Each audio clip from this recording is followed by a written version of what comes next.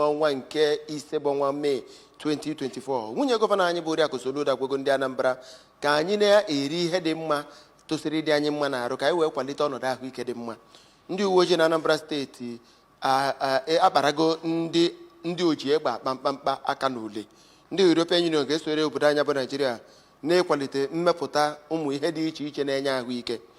Kwupụrụ puku ndị mmadụ enwerozi ebe ha nwere ike ịga na dịka na-enwe nsogbu n'ihe gbasatara ime njem na Vanuatu. Ngwa ka anyị gaa n'iru n'aka ụwa nke ụtụtụ tata. Aha m bụ Obiajuru Soke.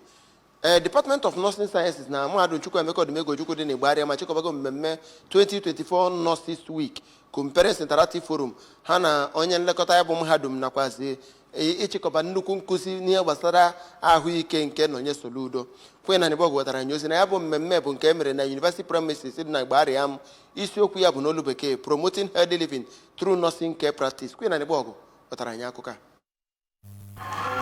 Na ngosipụta nke ya, Odoziakụ Gọvanọ Soludo bụ onye anọchiri anya site n'aka onye kọmishọna ahụ maka ahụike Dọkịta Afamobidike kwuru na ya bụ nwaanyị na-agbasi mbọ ike ịhụ na akwalitere ezi obibi ndụ site n'iri ezigbo nri. Oriaku Soludo onye bụkwa onye wubere otu Healthy Living with Nonye Soludo kwuru na nwere ọtụtụ ọrịa dị iche iche bụ nke nwere ike ibelata site n'iri ezigbo nri.